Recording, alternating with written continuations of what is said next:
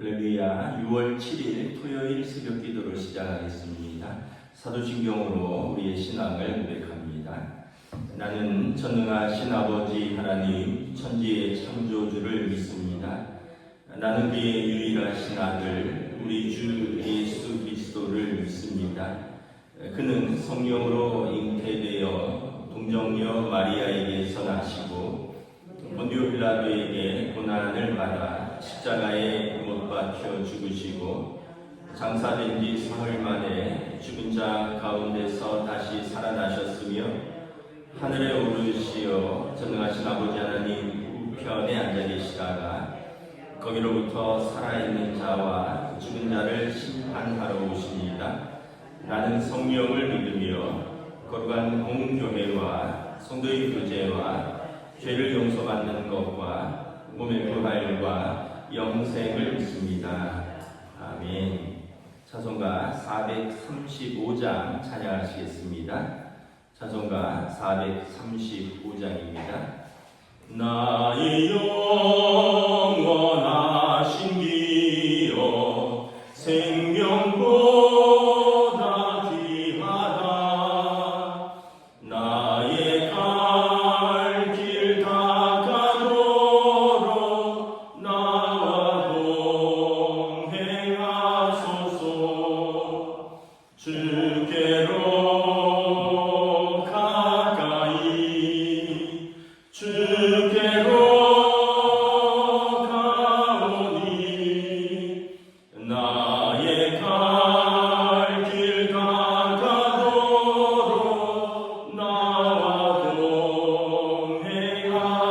동행하소서.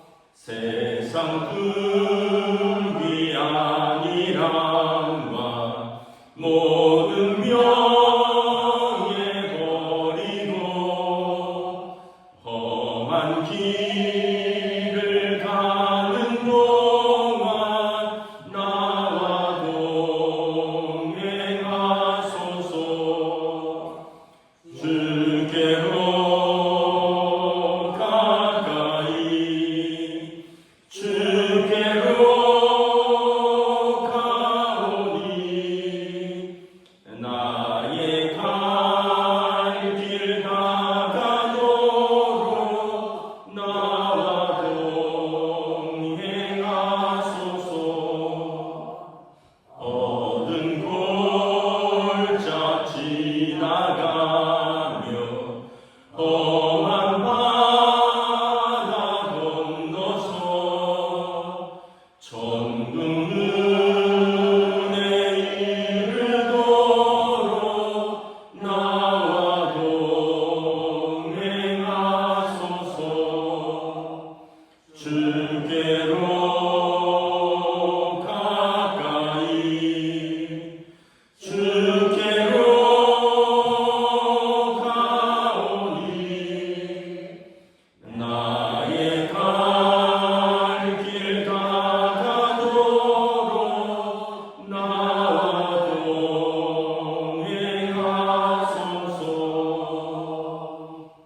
아멘.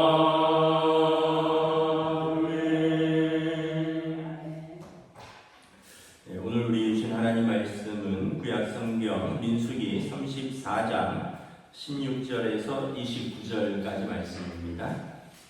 구약성경 민수기 34장 16절에서 29절까지 말씀입니다.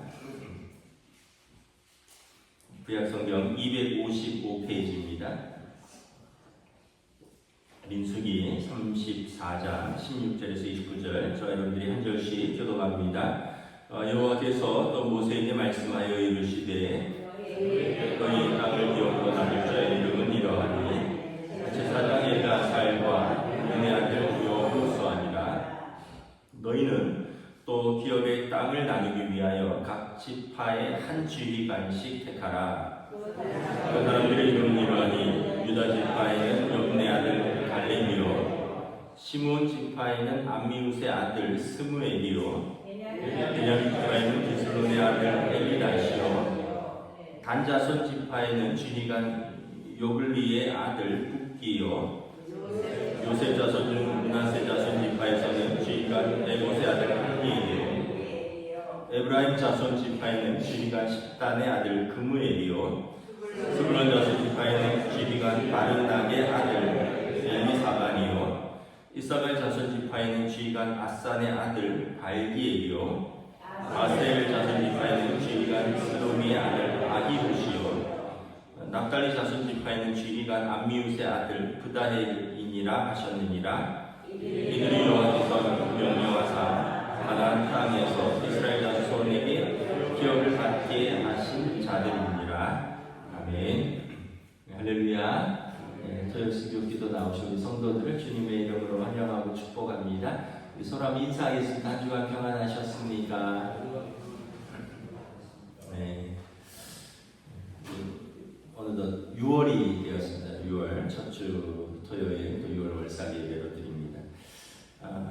오늘 이제 민수기의 후반부의 내용은 모세가 이스라엘 백성을 이끌고 40년 광야의 그 여정을 거쳐서 요단강 동편의 모압 평지에 도착을 합니다. 그리고 이제 요단강을 건너면 하나님께서 약속하신 땅 가나안 땅에 입성하는 것이죠.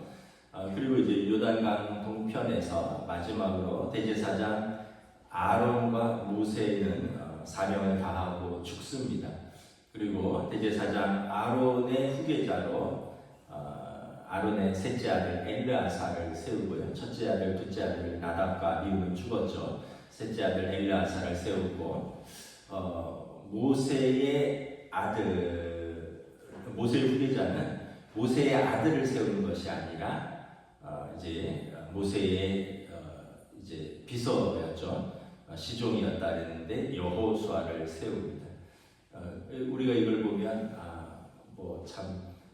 꼭 아들이 승계하는 것도 아니고 꼭 장남이 승계하는 것도 아니구나. 하나님의 뜻대로 승계하는 것이구나. 모세에게도 두 아들이 있었거든요. 근데 모세의 아들은 어렸을 때 이름이 기록되고 더 이상 지도자로서는 기록되지 않습니다. 여호수아가 승계를 하고 그것을 볼 수 있죠. 하나님의 뜻대로 하나님께서 사람들을 세우신다는 걸 볼 수 있고 그리고 이제 모세의 마지막 사명은 뭐냐 하면 각 지파의 땅을 분배하는 것입니다. 이제 아직 땅을 다 얻지는 못했는데 가나안 동편의 2개의 지파 반, 가나안 서편으로 들어가서 요단강 서편으로 들어가서 9개 지파 반이 땅을 얻을 것을 미리 모세가 이렇게 하나님 주신 원칙으로 분배까지 마치고 모세는 이제 사명을 다하고 죽습니다. 땅을 이제 성경에 보면 각 지파의 기업이라고 하기 때문에 각 지파의 기업, 땅을 받는 것이 어떻게 보면 각 지파의 이권과 관계가 되기 때문에 굉장히 예민한 것이거든요. 그래서 하나님께서 그 원칙을 3가지를 정해 주십니다. 새벽기도를 쭉 하신 분들은 알겠지만 일단은 요단 동편은 므낫세와 갓 지파 그리고 루벤 지파 이렇게 이 2지파 절반이 달라붙기 때문에 주기로 하고 요단강 서편은 9지파 절반이 차지하는데 원칙은 3가지입니다. 첫째는 12지파의 인구를 조사합니다. 그리고 인구 조사의 수를 따져서 인구수가 많은 지파는 넓은 땅을 받고요. 인구수가 적은 지파는 땅을 좀 적게 받습니다. 그러니까 인구에 비례해서 땅을 분배하는 것입니다. 공평하게 분배하는 거죠. 식구가 많은 사람이 넓은 땅을 준다. 이게 하나님의 원칙입니다. 다음으로 땅의 위치는 12지파의 대표들이 나와서 제비를 뽑습니다. 그래서 이 제비 뽑기가 사람이 하는 것이지만 하나님께서 간섭하신다라는 그 구약시대의 그 어떤 원칙과 믿음으로 제비를 뽑습니다. 그래서 또 자기 대표들이 뽑았으니까 원망할 수도 없고요. 그래서 어떤 지파는 산지를 받고 어떤 지파는 들판을 받고 어떤 지파는 바닷가 쪽을 받고 그렇습니다. 이것은 이제 그 어떤 72비를 가리지 못하게 하도록 하나님께서 그 원칙대로 공정과 공평의 원칙입니다. 인구수에 비례해서 땅을 분배하고 위치는 각 지파의 수령들이 제비뽑기를 한다. 그리고 마지막으로 35장 7절 8절에 보면 레위 지파는 땅이 없습니다. 하나님이 그들의 기업이고 땅이 없기 때문에 35장에 보면 레위 지파는 각 지파가 그들이 받은 땅에서 48개의 성읍을 떼어서 주라. 그리고 그 성읍들을 떼어줄 때 땅을 많이 받은 지파는 좀 많이 떼어주고 적게 받은 지파는 적게 성읍을 떼어주고 해서 레위 지파에게 48개의 성읍을 떼어줘서 레위 지파가 살 수 있도록 하라. 레위 지파는 하나님이 기업이셔서 자기 이름의 가문에 땅은 없지만 하나님께서 그들을 책임지고 먹이시고 돌보시고 레위 지파는 하나님을 섬기고 각 지파들로 하여금 하나님을 섬기도록 돕는 사명을 가졌다라는 거죠. 그래서 이 모세가 살아있을 때 이스라엘 각 지파의 기업을 얻는 것, 땅을 분배하는 하나님의 그 원칙을 아예 성경에 기록을 해놨습니다. 그리고 이제 그것을 들어가서 여호수아와 갈렙을 비롯한 출애굽 1세대와 그 12지파의 그 장로들이 모여서 그 땅을 나누는 것입니다. 오늘 본문은 그 각 지파의 기업 분할 책임자들을 불러 모읍니다. 아직은 모세가 살아있기 때문에 모세가 부릅니다. 17절에 보면 너에게 땅을 기업으로 나눌 자의 이름은 이러하니 제사장 엘르아살과 눈의 아들 여호수아니라.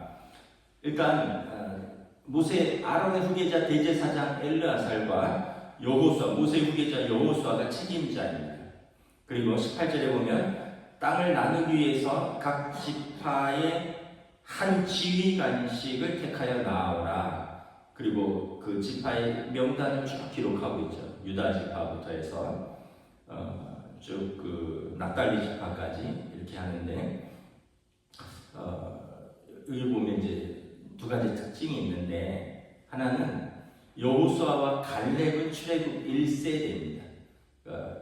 가데스 바네아에서 12명의 정탐꾼 중에 그 땅에 들어갈 수 있다라고 믿었던 두 사람은 실제로 하나님의 언약대로 들어가고요. 나머지 10명의 그 수령들은 출애굽 2세대입니다. 그래서 우리가 살면서 하나님의 약속을 믿고 산다는 것은 얼마나 중요한가. 그것을 믿고 그대로 산 사람은 들어가는 것이고 믿지 못하고 들어가지 못한다는 사람들은 지금 그 명단에 없다라는 것을 볼 수 있고요. 또 하나는 오늘 본문에 보면 한 지휘관식이라고 되어 있고 앞서서 내용에 보면 각 지파의 수령이라고 되어 있고 또 어떤 본문에 보면 또 어떤 데서는 각 지파를 대표하는 장로들이라고 되어 있습니다. 그러니까 지도자의 각 지파의 제일 어른입니다. 장로는 이제 제일 연장자 어른이라는 뜻이고 수령은 지도자라는 뜻이고 오늘은 보면 지휘관 싸워서 쟁취할 제일 앞장설 사람을 말하는 거예요. 그러니까 이게 동일한 사람을 말하는 겁니다. 그 가문을 대표하는 사람 그리고 그것을 싸워서 앞장서서 싸워서 나가는 사람의 이름이다라는 것입니다. 그러면서 여기 보면 19절에 보면 유다 지파는 여분네 아들 갈렙이다. 갈렙은 그 여호수아에서 나오죠. 내 나이가 85세인데 지금도 정정하다. 그러니까 이제 모세는 120세에 죽고 이제 여호수아와 갈렙이 출애굽 1세대로서 아마 여호수아도 아마 80세가 넘었지 않았을까. 갈렙은 85세인데 내가 아직 출입하는데 문제가 없고 싸우는데 문제가 없다. 그러면서 갈렙이 제일 앞장서는 것을 볼 수 있죠. 그래서 우리가 이렇게 보면 요즘은 많이 볼 수 없는데 옛날에는 단독주택들이 많았잖아요. 그러면 그 이름에 문패가 붙어 있었습니다. 그 가장의 이름이 붙어 있죠. 예를 들면 제 이름을 한다면 박은성 이렇게 한자로 이렇게 붙어 있어요. 그리고 이제 우체부 아저씨가 편지 같은 걸 배달할 때 주소로도 찾지만 여기 보면은 이제 항상 이름, 가장의 이름을 이렇게 보고 찾는 거죠. 그러니까 그 이름이 주는 의미는 뭐냐 하면 그 가정을 대표하고 오늘 본문에 보면 지휘관입니다. 가족들을 이끌고 영적 싸움을 싸우는 사람이에요. 그리고 또 가정을 책임지는 사람이고 또 그 가문을 대표하는 사람입니다.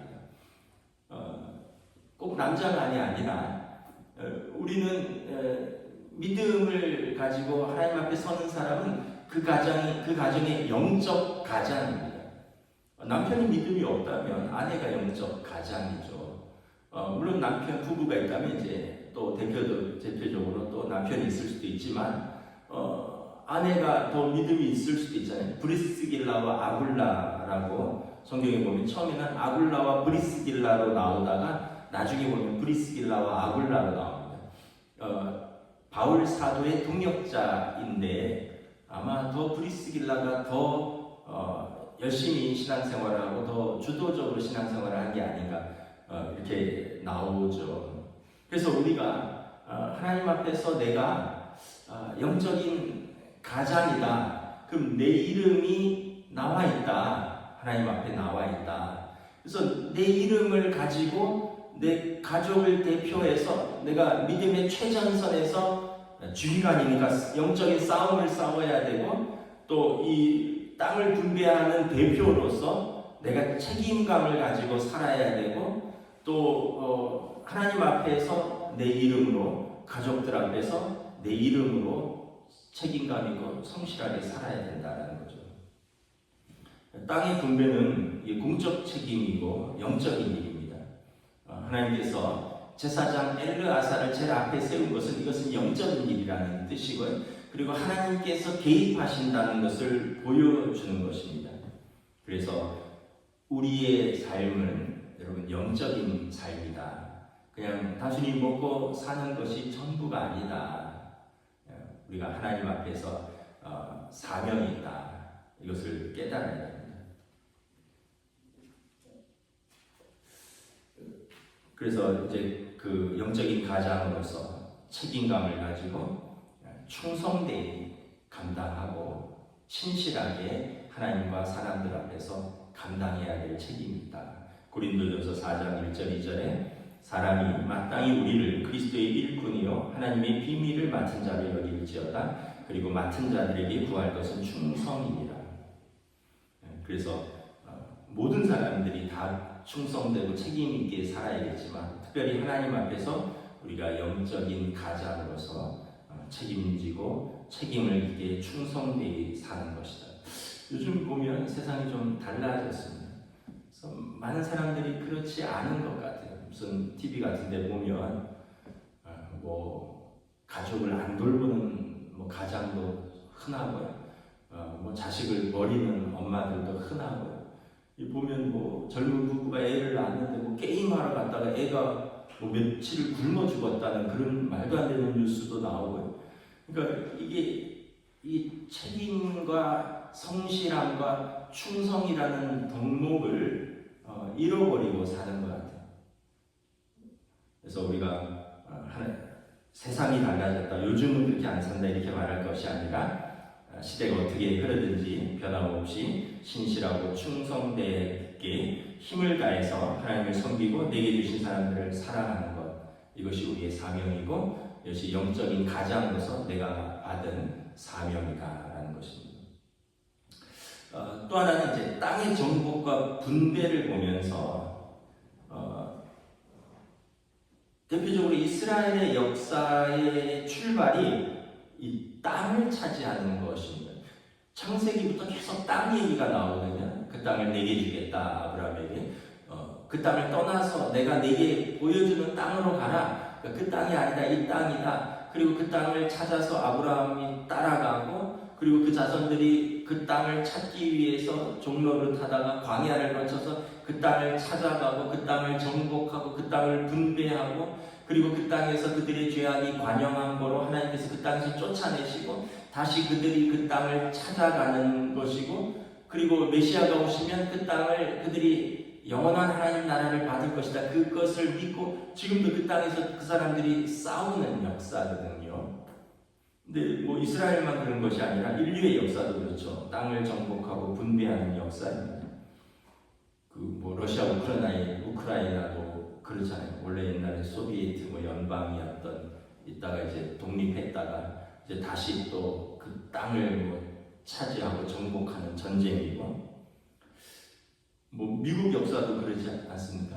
신대륙의 뭐 동부 신대륙을 찾아서 배를 타고 와서 동부 13개 주를 인디언들하고 싸워서 원주민들하고 땅을 정복하고 나중에 또 서부를 개척하고 이제 50개 주로 연방을 구성을 했는데, 요즘 뭐 트럼프 대통령은 캐나다한테 51개 주로 들어와라 뭐 이러지를 않나, 저기 뭐 그린랜드를 팔아라 우리가 사겠다 이러지 않나, 파나마 운하를 우리가 관리하겠다. 이 모든 역사가 보면 땅을 뺏고 땅을 정복하고 땅을 분배하는 역사입니다. 세계의 역사와 각 나라의 역사가 이처럼 땅을 정복하고 분배하는 역사입니다.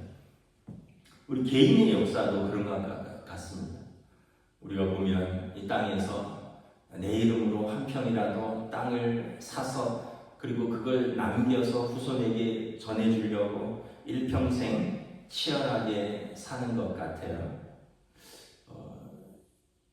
죽어서도 보면 내가 안식할 땅이 필요한 것이 아닌가 이런 생각을 합니다. 뭐 묘지도 이제는 더 이상 좁아서 안 되니까 납골당 하는데, 납골당도 보니까 수백만 원을 하더라고요. 성도는 근데 우리가 깨달아야 될 것이, 하나님이 유산으로 주신 땅, 하나님 나라를 외에는 다른 곳은 진정한 우리의 안식처가 될 수 없다는 거예요. 그리고 하나님 나라를 위해서 우리가 치열하게 살아야 되고 그 나라를 얻기 위해서 우리가 분투해야 된다는 것입니다. 이 땅은 나중에 보면 이름이 기억되는 것이지 내가 이 땅에서 살 수 있는 땅은 아니죠.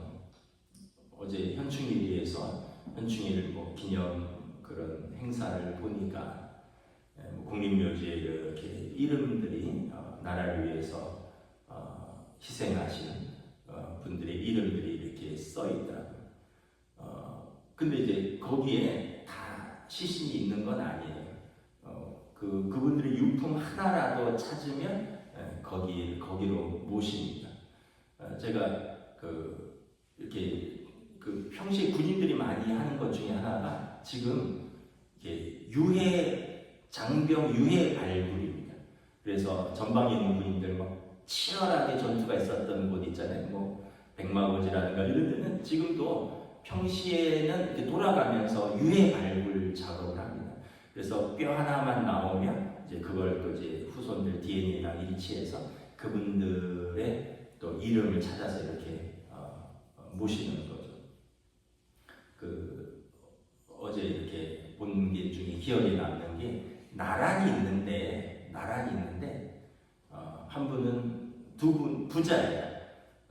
공군소령 강모모의 묘, 그리고 그 옆에 보니까 공군소령 강모모의 묘, 부자인데 아버지는 6.25 때 전사했고 아들은 대위 때 전투기가 추락하면서 사망했어요. 그래서 그 아들을 이제 한 진급을 해서 소령으로 아버지 묘 옆에 나란히 이렇게 공군소령 누구의 묘, 공군소령 누구의 묘, 부자더라고요.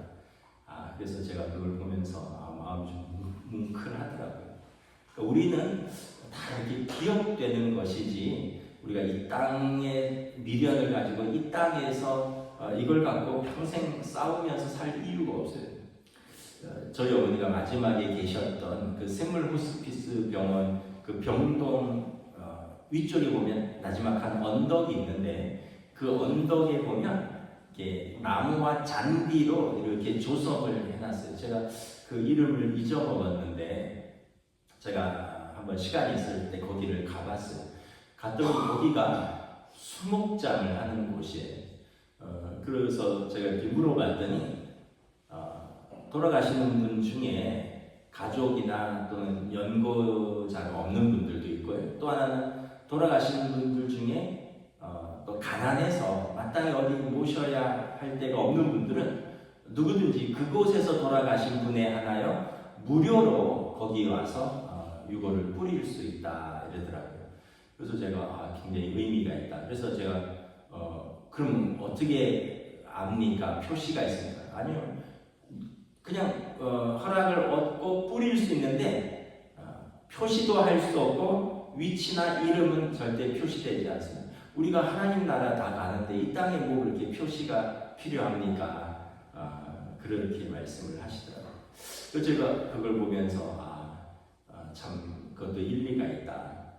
우리가 다 한 줌 흙으로 돌아가는데 뭐 가족이 있으면 가족들이 모실 곳을 찾아서 표시하고 그곳에서 기억하는 것이지, 또 그럴 형편이 안 되면 뭐 산이든 바다든 들이든 어디에 뿌려진들 그곳이 하나님께서 하나님 나라에 내 집이 있는데 여기에 뭐 이렇게 연연할 이유가 있겠는가, 그런 생각이 들더라고요. 우리 성도들은 하나님 나라를 사모하는 자이고 하나님 나라를 분투하는 예수님께서도 복음서에서 예수님이 천국은 침노하는 자의 것이다. 이 천국을 사모하고 그것을 얻기 위해서 힘쓰라는 것이죠. 그래서 뭐 밭에 모아를 다 팔아서라도 뭐 그걸 천국을 사고 이런 비유들이 있듯이 천국은 침노하는 자의 것이고, 오늘 말씀에도 보면 각 지파의 한 지휘관, 그러니까 천국은 싸워서 얻는 것입니다. 영적인 싸움을 싸워서 얻는 것입니다. 결국은 이제 우리는 그럼 이 땅에서 왜 부름을 받았는가? 이 땅에서 우리가 청지기로서의 사명을 받은 것입니다. 크게는 하나님 사랑하는 삶이고요. 우리의 삶을 통해서 하나님 사랑을 보여주는 삶인 것이죠. 믿음으로 사는 삶, 그리고 사람을 사랑하는 삶, 사랑으로 사는 삶. 그래서 믿음으로 사는 삶, 사랑으로 사는 삶을 통해서 우리가 이 땅의 청지기로서 하나님께 영광 돌리는 것입니다. 요즘 전도하기가 정말 어렵잖아요. 또 한국 교회가 또 정치적으로도 뭐 되게 앞장서는 바람에 또 교회를 되게 정치 집단으로 오해하고 또 교회를 되게 싫어하는 사람들도 많이 있어요. 그런데 우리가 정말 믿음으로 살고 사랑으로 살면 하나님께 영광 돌리고 그들이 하나님 나라에 동참하는 삶입니다. 제가 뭐 몇 번 말씀드렸지만 마지막에 이렇게 호스피스 병원에서 쭉 보니까 거의 매주 세례를 받는 사람들이 있다 그랬잖아요. 돌아가시는 분들이 세례 받는 것은 우리가 쉽게 이해가 가는데 가족들이 세례를 받습니다. 가족들이 당신의 가족들을 그곳에 있는 사람들이, 또 그곳에 있는 뭐 직원들이, 간호사들이, 보호사들이, 또 자원봉사자들이, 또 그곳에 있는 목사님들이 정성껏 기도하고 또 이렇게 밤낮으로 보살펴주고 정말 사랑으로 섬겨주고, 그런 걸 보면서 가족들이 그렇게 감동을 받고, 저희도 이렇게 이제 끝나서 나중에 그쪽 병동에 제 아버지랑 찾아가서 간호사들 일하시는 분들하고 빵하고 커피하고 이렇게 감사의 표시를 했는데, 그 중에 어떤 분들도 있냐면 그 병실 하나를 돌아가신 아버지나 어머니의 이름으로 가족들이 유산을 기증하는 경우도 있어요. 그래서 어느 병실을 보면 송도 누구누구의 기증 뭐 이런 그런 그게 있어요. 어느 교회가 기증했다 이런 표시가 있는데 어느 한 분이, 그래서 이런 사연들을 들어보면 그 가족들이 마지막 가는 모습 속에서 감동을 받아서 돌아가신 가족의 이름으로, 그 어머니 이름으로, 아버지 이름으로 그 병실을 기증하는 분도 있고, 그곳에서 세례를 받는 분들도 있고, 그곳에서 예수 믿고 또 이렇게 그런 분들도 있는 걸 보면서 우리가 믿음으로 사는 삶, 사랑으로 사는 삶이 하나님께 영광 돌리고 또 하나님께서 주신 이 땅의 사명을 감당하는 삶이다. 그리고 마지막으로 또 피조물을 하나님의 뜻대로 관리하는 것. 이 땅과 이 땅에 사는 모든 피조물들을 하나님의 뜻대로 우리가 선하게 관리하는 것, 이것이 우리의 삶이다라는 것입니다. 말씀을 마치겠습니다. 이렇게 쭉 보면 결국은 하나님 나라, 요단강을 건너는 것은 우리가 영적으로 비유하면 우리가 이제 요단강 건너서 하나님 나라 간다라는 표현을 쓰잖아요. 결국은 우리 이 땅에서의 삶은 하나님 나라를 얻기 위한 분투의 삶이고, 그 삶은 그 광야 40년간의 삶에서 먹는 것, 마시는 것, 또 자는 것, 사는 것, 또 대적과의 싸우는 그런 모든 삶을 포함하지만 결과적으로는 믿음으로 승리하는 삶, 하나님 사랑하는 삶, 자기에게 주신 사람들을 신실하게 사랑하고 책임 있게 이끌고 사랑하는 삶으로 이렇게 정리되는 것을 볼 수 있습니다. 저 여러분들이 각 가정의 영적인 가장으로서 또 우리가 얻을 하나님 나라를 위해서 우리가 앞장서서 책임 있게 믿음으로 응답하며 살아가는 저와 여러분 되시기를 우리 주님의 이름으로 축복합니다. 기도하겠습니다. 하나님 은혜를 감사합니다. 이제 모세가 마지막 사명은 하나님의 말씀을 따라 이스라엘 백성에게 땅을 분배하는 것입니다. 하나님이 친히 개입하셨고 또 각 지파의 인원수에 따라 공평하게 분배하며 각 지파의 수령들이 친히 나와서 제비 뽑아서 누구도 원망할 수 없이 땅의 위치를 받았고, 레위 지파에게는 그들이 받은 땅의 48성읍을 떼어주어 그들로 하여금 하나님을 섬기고 백성들을 섬기는데 어려움이 없도록 하라 말씀하셨습니다. 그리고 이를 위해서 각 지파의 지휘관들을 불러서 그들이 책임 있게 이제 가나안 땅에 들어가서 그 땅을 정복하고 싸우고 쟁취하고 하나님의 원칙대로 분배하라 모세를 통하여 말씀하셨습니다.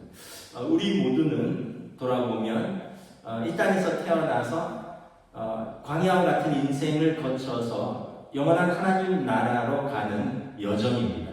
이 땅에서 우리가 여러 가지 걸로 분투하고 싸우고 눈물 흘립니다. 마치 이스라엘 백성이 광야에서 그랬던 것처럼 먹을 것이 없어서 마실 것이 없어서 또 사는 것이 고되고 힘들어서 또 마치 그들의 관계 속에서 또 부대끼고 또 다투고 그러면서 또 성숙해지고 다듬어지면서 결국은 요단강 앞에 서서 이제 약속의 땅을 바라봅니다. 그리고 그 땅에 들어가는 이 우리의 인생 여정, 하나님께서 우리를 부르신 사명은 무엇인가?